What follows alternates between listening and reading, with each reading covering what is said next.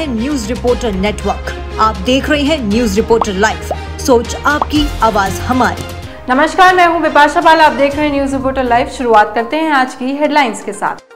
मुख्यमंत्री धामी ने प्रकाशित पुस्तक स्ट्रगल फॉर स्वतंत्रता थ्रू साइंस और विद्यार्थी विज्ञान मंथन विवरणिका का किया विमोचन। देश में अब तक लगे 210 करोड़ से अधिक कोविड टीके, 88 करोड़ 27 लाख से अधिक नमूनों की हो चुकी है जांच। उत्तराखंड की राजधानी देहरादून में 20वें उत्तराखंड राज्य सीनियर बैडमिंटन प्रतियोगिता 2022 का हुआ समापन। कहर बरपाने के बाद भी उत्तराखंड में थमी नहीं बारिश, आज भी रहें सतर्क। शिक्षा और स्वास्थ्य मंत्री डॉक्टर धन सिंह रावत ने रामनगर पीएनजी पीजी महाविद्यालय में बने बहुउद्देशीय क्रीड़ा भवन का किया लोकार्पण। रविवार शाम नैनीताल के अलग अलग स्थानों में 4 युवकों की नदी में बहकर हुई मौत। अल्मोड़ा के रानीखेत में अग्निवीर सेना भर्ती रैली का आज तीसरा दिन। उत्तराखंड में स्वास्थ्य विभाग की तरफ से डेंगू को लेकर जारी किया गया है अलर्ट। पौड़ी में हुए एसडीएम विवाद ने पकड़ा तूल, पूर्व मुख्यमंत्री हरीश रावत कार्यकर्ताओं के साथ गांधी पार्क में बैठे उपवास पर। आज गृह मंत्री अमित शाह ने भोपाल में की मध्य क्षेत्रीय परिषद की बैठक की अध्यक्षता। अब समाचार विस्तार से। रविवार को मुख्यमंत्री पुष्कर सिंह धामी ने मुख्यमंत्री कैंप कार्यालय में विज्ञान भारती द्वारा आजादी के अमृत महोत्सव के उपलक्ष्य में प्रकाशित पुस्तक स्ट्रगल फॉर स्वतंत्रता थ्रू साइंस और विद्यार्थी विज्ञान मंथन विवरणिका का किया विमोचन। मुख्यमंत्री धामी ने कहा कि विज्ञान भारती द्वारा आजादी के अमृत महोत्सव पर भारतीय वैज्ञानिकों के योगदान की जानकारी को लोगों के सामने लाने का सराहनीय प्रयास किया गया है। रविवार को 35 लाख से अधिक टीके लगाए गए। इस दौरान 9,530 लोगों में संक्रमण की पुष्टि हुई है। राष्ट्रव्यापी कोविड टीकाकरण अभियान के अंतर्गत देश ने 210 करोड़ से अधिक टीके लगाकर महत्वपूर्ण उपलब्धि हासिल की है।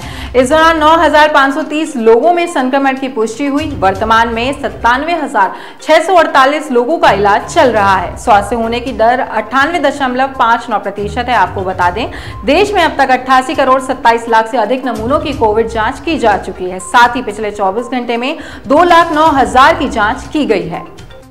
उत्तराखंड में मौसम की बात करें तो देहरादून मौसम विभाग ने आज और कल के लिए बारिश को लेकर कोई अलर्ट जारी नहीं किया है, लेकिन 24 अगस्त की बात करें तो देहरादून और बागेश्वर में एक बार फिर मौसम बदल सकता है और कहीं कहीं भारी बारिश का अनुमान है। आज राज्य के पर्वतीय क्षेत्रों में कहीं कहीं तीव्र बौछार के साथ, पर्वतीय क्षेत्रों के कुछ स्थानों और मैदानी क्षेत्रों में कहीं कहीं हल्की से मध्यम और गर्जन के साथ वर्षा हो सकती है। उत्तराखंड सरकार द्वारा खेलों को बढ़ावा देने के साथ ही प्रदेश के खिलाड़ियों को राष्ट्रीय स्तर तक अपनी प्रतिभाओं को दिखाने का मौका दिया जा रहा है। देहरादून में 20वें उत्तराखंड राज्य सीनियर बैडमिंटन प्रतियोगिता 2022 का समापन हुआ। इस मौके पर मुख्य अतिथि के तौर पर खेल मंत्री रेखा आर्य ने प्रतिभाग किया। इस दौरान प्रतियोगिता में सर्वश्रेष्ठ प्रदर्शन करने वाले खिलाड़ियों को पुरस्कृत किया गया। खेल मंत्री रेखा आर्य ने कहा कि आज के समय में उत्तराखंड के खिलाड़ी प्रदेश में ही नहीं बल्कि देश में भी अपना नाम रोशन कर रहे हैं। उन्होंने कहा, हमारे प्रदेश के खिलाड़ी अपने संकल्प, इच्छा शक्ति और परिश्रम के दम पर अच्छे मुकाम को हासिल कर रहे हैं। आज जो है 20वां Uttarakhand state senior badminton championship का आज समापन है। मैं समझती हूँ कि इस समापन के अवसर पर मुझे आने का यहाँ पर मौका मिला है और निश्चित रूप से जो हमारे सीनियर्स हैं, निश्चित रूप से जो अंडर 18 हैं, उन सब बच्चों की आज प्रतियोगिताएं लगभग फाइनल की ओर पहुँची हैं और कई लोगों को प्राइज़ भी यहाँ पर आज मिले हैं। मैं समझती हूँ कि एसोसिएशन का ये एक अच्छा और सुखद प्रयास है।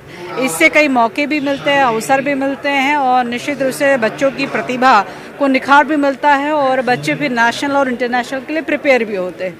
मैं मानती हूँ कि निश्चित रूप से इस प्रतियोगिता के माध्यम से बच्चों को बहुत लाभ मिला होगा और मैं मानती हूँ कि इस प्रकार की प्रतियोगिताएं होती रहनी चाहिए।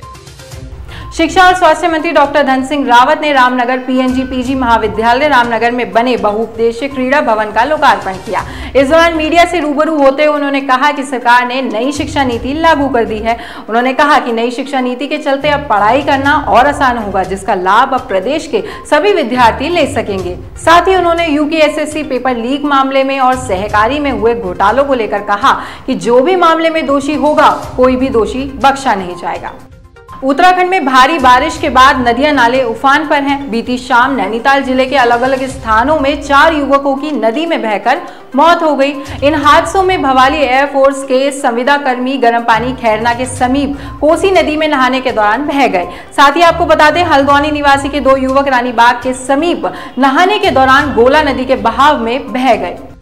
रानीखेत में अग्निवीरों की भर्ती के लिए आयोजित सेना भर्ती रैली के तीसरे दिन बागेश्वर की सभी तहसीलों में 4,256 अभ्यर्थियों ने पंजीकरण कराया था। दिन में कुल 3,574 उम्मीदवार उपस्थित हुए। तीसरे दिन यानी आज अग्निवीर जीडी श्रेणी के लिए भर्ती आयोजित की गई थी। एआरओ अल्मोड़ा के तहत 4 जिलों में अल्मोड़ा, बागेश्वर, नैनीताल और उधम सिंह नगर कुल 30,684 उम्मीदवारों ने Agniveer, soldier general duty, technical clerk, tradesman की विभिन्न श्रेणियों के तहत पंजीकरण कराया है।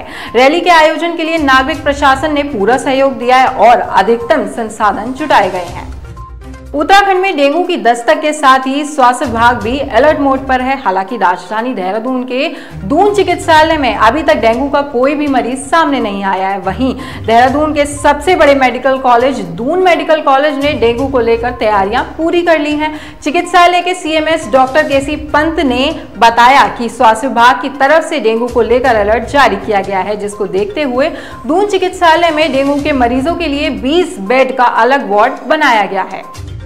पौड़ी में यूथ कांग्रेस महासचिव नितिन बिष्ट और एसडीएम के विवाद ने जोर पकड़ लिया है। एसडीएम के खिलाफ कार्रवाई की मांग लेकर पूर्व सीएम हरीश रावत कांग्रेस कार्यकर्ताओं के साथ गांधी पार्क में उपवास पर बैठ गए। खंड के लिए बर्बादी का पथ है, हम उसका विरोध करते हैं और उस पर भी जिस तरीके से अग्निवीरों की भर्ती की जा रही है वो हमारे इन नौजवानों का, उनकी जवानी का विरोध है, उसका अपमान है। और हम एक बात बिल्कुल स्पष्ट कर देना चाहते हैं, व्यवस्था आखिर स्थानीय लोग तो करेंगे ही करेंगे।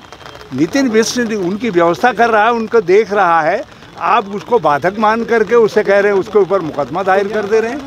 तो जब तक सरकार मुकदमा वापस नहीं लेगी नितिन बिष्ट के खिलाफ, हमारा संघर्ष जारी रहेगा। जैसा अध्यक्ष जी ने कहा है कि हम मुख्यमंत्री का घेराव भी करेंगे और प्रदेश भर में आंदोलन भी चलाएंगे। मध्य प्रदेश में गृह मंत्री अमित शाह राष्ट्रीय फोरेंसिक विज्ञान विश्वविद्यालय परिसर की आधारशिला रखेंगे। आपको बता दें, वह एक दिन के भोपाल दौरे पर हैं। इससे पहले आज भोपाल में कुशाभाऊ ठाकरे अंतर्राष्ट्रीय कन्वेंशन सेंटर में 23वीं केंद्रीय क्षेत्रीय परिषद की बैठक को संबोधित करते हुए उन्होंने कहा कि प्रधानमंत्री नरेंद्र मोदी ने सरकारी संघवाद को मजबूत करने के लिए निरंतर प्रयास किए हैं। उन्होंने कहा कि इससे केंद्र और राज्य सरकारों के बीच तालमेल बढ़ेगा। बैठक में उत्तराखंड के मुख्यमंत्री पुष्कर सिंह धामी भी शामिल रहे। इसी के साथ आज के समाचार समाप्त हुए। आप हमारे YouTube channel news reporter network को लाइक, शेयर, सब्सक्राइब कीजिए, साथ ही बेल आइकन दबाना ना भूलें। धन्यवाद।